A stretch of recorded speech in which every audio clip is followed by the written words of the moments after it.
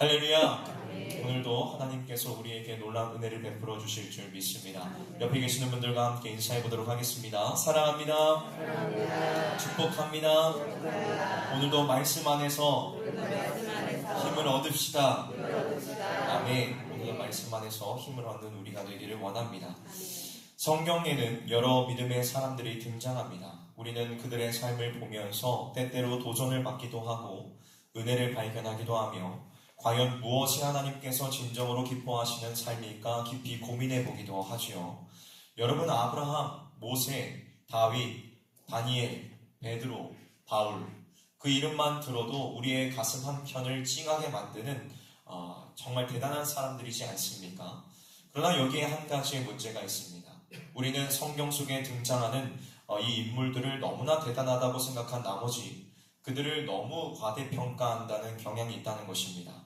그들을 우리와는 전혀 다른 세계의 사람으로 여기며 어떤 위인 중 한 명쯤으로 여깁니다. 그래서 우리와 그들은 애초에 다른 특별한 부류의 사람이기 때문에 나와는 전혀 상관없는 사람으로 여기기도 하죠. 하지만 여러분, 사실 성경 속 인물들도 우리와 별반 다르지 않은 연약한 사람들입니다. 그들도 우리와 동일한 성정을 가지고 있으며 그들의 삶을 조금만 자세히 들여다보면 상황과 환경에 따라 그 믿음이 수시로 흔들리는 것을 보기도 하지요. 오늘 우리가 함께 말씀 가운데 나눌 이 아브라함도 마찬가지입니다. 그는 믿음의 조상이라는 아주 위대한 별명을 가지고 있었지만 실제 그의 삶 속에서는 그에게 붙은 별명과는 조금은 걸맞지 않은 모습을 가지고 있었음을 보게 됩니다. 오늘 우리가 함께 이 아브라함의 삶을 살펴보면서 믿음의 사람들의 삶에 관해 말씀을 나누어 보고자 합니다. 오늘도 우리에게 그리스도 예수로부터 말미암는 은혜와 평강이 이 말씀 안에서 주어지기를 주님의 이름으로 축복합니다. 오늘 본문에서 성경은 아브라함이 여호와를 믿으니 이것을 그의 의로 여기셨다라고 기록하고 있습니다. 그런데 여러분, 과연 성경에 기록된 것처럼 아브라함이 온전히 하나님을 믿었다고 말할 수 있을까요? 여기에서 한 가지 오해하지 마셔야 될 것은 제가 지금 성경이 잘못되었다라고 말하고 있는 것이 아니라는 것입니다.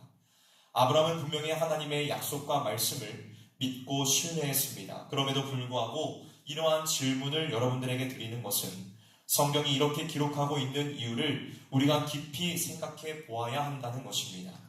여러분, 과연 성경에 기록된 것처럼 아브라함이 온전히 하나님을 믿었다라고 말할 수 있을까요? 물론 아브라함은 하나님의 말씀을 따라 본토 친척 아버지의 집을 떠나 축복의 땅인 가나안으로 분명 향하였습니다.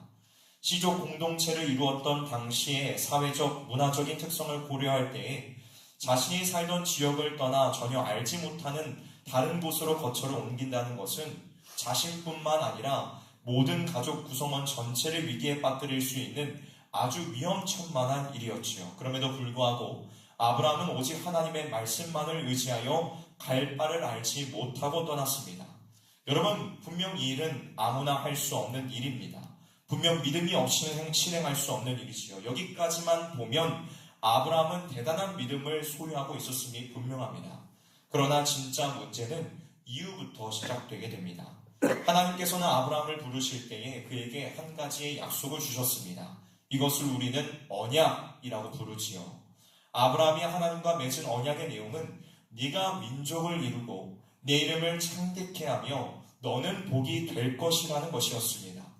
처음에 아브라함은 하나님께서 주신 이 약속을 굳게 믿으며 약속의 땅 안에 머물렀습니다. 그런데 시간이 조금 흘러 가나안 땅에 기근이 들자 그는 하나님께서 주시겠다 하신 약속의 땅을 떠나 애굽으로 향하게 됩니다. 그리고 그곳에서 아내 사라를 누이라고 속였다가 빼앗길 위기에 처하고 말지요. 어쩌면 애굽으로 향하는 아브라함의 목적은 하나님과 맺은 약속을 지켜내기 위한 것이었을지도 모릅니다.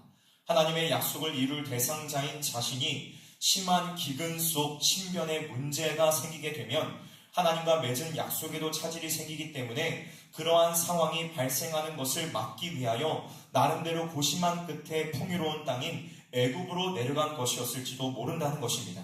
그러나 여러분, 결과는 어땠지요? 아내를 빼앗겨 더욱 그 약속의 큰 위기를 초래하고 말았습니다. 물론 우리는 하나님께서 아브라함과 그의 아내를 생각하셔서 애굽 왕 바로와 그 나라 사람들이 아브라함과 사라를 해치지 못하고 오히려 애굽의 각종 보화와 재산을 얻어 다시 가나안 땅으로 돌아가게 되었다는 것을 잘 알고 있습니다. 그러나 이것이 과연 아브라함의 믿음으로 인한 결과였냐라고 묻는다면 그 질문에는 여전히 고개를 갸웃할 수밖에 없고 의문을 가질 수밖에 없습니다. 이것은 명백한 실패인 것이죠. 오늘 본문도 마찬가지입니다. 창세기 15장 1절은 이후에 라는 말로 시작하고 있습니다. 이것은 아브라함이 포로로 잡혀버린 조카 롯을 구출하기 위하여 그돌라오메를 비롯한 여러 연합국 왕들을 물리친 이유를 말하고 있는 것입니다. 1절의 말씀을 살펴볼 때에 연합국 왕들에게서 승리했음에도 불구하고 아브라함은 두려움에 사로잡혀 있던 것으로 보입니다. 그때 하나님께서는 환상 중에 그에게 임하셔서 두려워하지 말며 내가 너의 방패와 지극히 큰 상급이 되어주시겠다 말씀하십니다. 그런데 여러분, 이 말씀을 대하는 아브라함의 반응이 조금 이상합니다. 지금 아브라함은 하나님께 무엇라 대답하고 있나요? 우리가 같이 본문 2절과 3절 말씀을 읽어보도록 하겠습니다. 창세기 15장 2절과 3절 말씀입니다. 함께 읽어보도록 하겠습니다. 시작. 아브라함이 이르되 주 여호와여 무엇을 내게 주시려 하나이까? 나는 자식이 없사오니 나의 상속자는 이 다메섹 사람 엘리에셀이니이다. 아브라함이 또 이르되 주께서 내게 씨를 주지 아니하셨으니 내 집에서 길린 자가 내 상속자가 될 것이니라. 아멘. 그의 말은 곧 이런 것입니다. 하나님, 나에게 자식을 주시겠다고 약속하시더니 도대체 언제 주실 것입니까? 하나님께서 자식을 도통 주시지 않으니 결국 내 상속자는 이 다메섹 사람 엘리에셀이 될 것입니다 라고 말하는 것입니다. 여러분, 사실 이 대답은 우리가 믿음의 사람 아브라함에게 기대하는 대답은 아닙니다.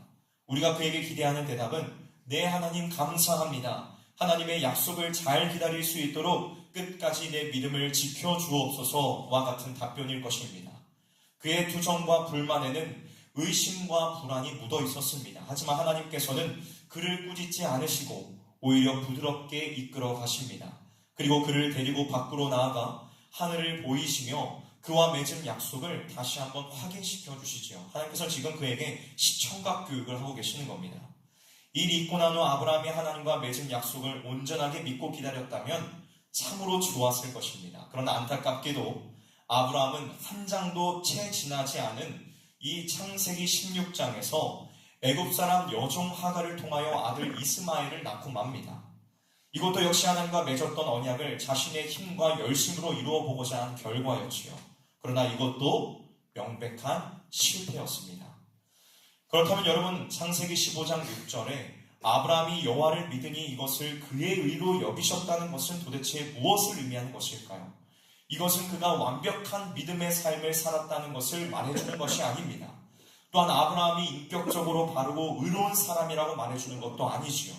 이것은 그가 자신의 연약함 중에서도 하나님을 끊임없이 바라보았으며 하나님의 은혜를 간절히 원했다는 것이고 하나님의 약속 안에서 그리스도로 말미암은 구원을 바라보는 믿음을 소유했다는 것을 의미합니다. 물론 이러한 믿음은 아브라함 자신 안에서 나온 것은 아니었습니다. 하나님께서 그에게 믿음을 주셨고 여러 실패한 상황 속에서 그를 포기하지 않고 끝까지 인도해 주셨습니다. 사랑하는 성도 여러분, 우리도 오늘 말씀에 나온 아브라함처럼 믿음에 실패한 삶을 살아갈 때가 참으로 많습니다. 하나님의 말씀을 듣고 그 말씀에 충실한 삶을 살아가려고 부단히 노력하고 애쓰지만 번번이 실패하며 믿음의 연약함만을 발견하는 것이 우리의 현실 아닙니까? 하나님께서 분명한 약속을 주셨음에도 불구하고 눈앞에 놓여진 현실을 보며 두려워하고 때로는 인간적인 방법으로 문제를 해결하려고 하는 믿음 없는 자의 모습이 오늘의 내 모습이 아니냐는 것입니다.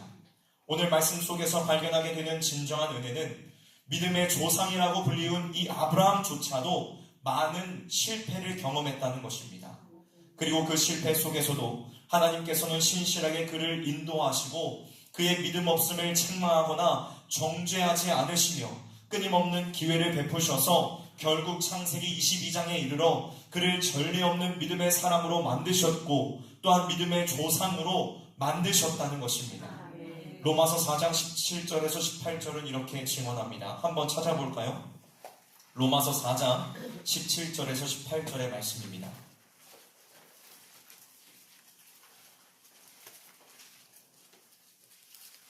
로마서 4장 17절에서 18절의 말씀입니다.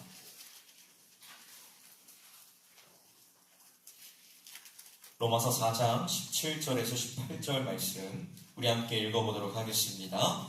시작! 기록된 바 내가 너를 많은 민족의 조상으로 세웠다 하심과 같으니 그가 믿은 바 하나님은 죽은 자를 살리시며 없는 것을 있는 것으로 부르시는 이시니라.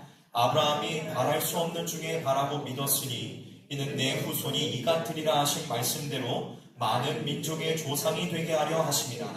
아멘. 주 안에 사랑하는 성도 여러분, 오늘 믿음의 삶을 살지 못했다고 해서 너무 실망하지 마십시오. 나는 왜 이렇게밖에 살아갈 수 없나? 내 믿음은 왜 이것밖에 되지 않나? 라면서 자책하지 마십시오. 하나님께서 우리에게 원하시는 것은 우리가 완벽한 믿음을 소유하기 위하여 어떠한 노력과 열심을 내는 것이 아닙니다. 하나님께서 우리에게 원하시는 것은 우리의 연약한 믿음이라고 할지라도 하나님께 맡기고 의지하는 것이며 그리스도의 십자가를 바라보며 그분의 은혜와 자비를 구하고 그분 앞에 담대히 나아가는 것입니다. 오늘 우리가 이 은혜를 누릴 수 있기를 주님의 이름으로 축원합니다. 우리의 끊임없는 실패 속에서도 우리를 절대로 포기하지 않으시고 선한 길로 인도하시는 그 하나님을 바라보며 믿음으로 의지하며 나아가는 저와 여러분 우리 모두가 되기를 우리 구주 예수 그리스도의 이름으로 간절히 축원합니다. 여러분 믿음을 지키며 살아가는 것이 너무나도 어려우시죠? 신앙생활을 하는 것이 너무나도 힘드시죠? 하나님의 말씀대로 순종하며 살아간다는 것이 쉽지 않으시죠? 네, 저도 가끔 그렇게 생각합니다. 제가 만약 목회자가 되지 않았다면 믿음을 지키며 살아가고 있을까? 사실 이 질문에 자신 있게 네라고 말할 자신이 없습니다. 그래서 믿음을 지키며 살아가지 못할 걸 아셔서 목회자가 되게 하신 것은 아닐까라고 생각하기도 합니다. 사랑하는 성도 여러분, 실패하더라도 괜찮습니다. 다시 그리스도의 십자가를 바라보며 힘을 얻고 일어나 믿음의 한 걸음을 다시금 내딛는 저와 여러분이 되기를 주님의 이름으로 축원합니다. 처음부터 잘 걷는 아이는 없습니다. 저희 집에서 선재가 있을 때 많이 봤어요. 수없이 많이 넘어지더라고요. 한번 일어나기 위해서, 걷기 위해서는. 아이가 수없이 많이 넘어지고 뒤집어지는 일들을 통하여 결국 걷는 법을 배우는 것처럼 우리의 실패와 연약함을 딛고 일어나 한 걸음 한 걸음 믿음의 걸음을 걸어 나아가는 저와 여러분이 되시기를 주님의 이름으로 축원합니다. 말씀을 마무리하도록 하겠습니다. 오늘도 우리를 만들어 가시는 그 하나님을 신뢰하며 나아가기를 원합니다. 그리고 함께 이 기도의 제목을 가지고 기도했으면 좋겠습니다. 하나님, 우리의 연약한 믿음을 맡깁니다. 오늘도 하나님과 함께하는 삶이 되게 하옵소서. 예수 그리스도의 십자가의 은혜만을 붙들며 살아가게 하시고 믿음의 새로운 한 걸음을 걸어가는 삶이 되게 하옵소서.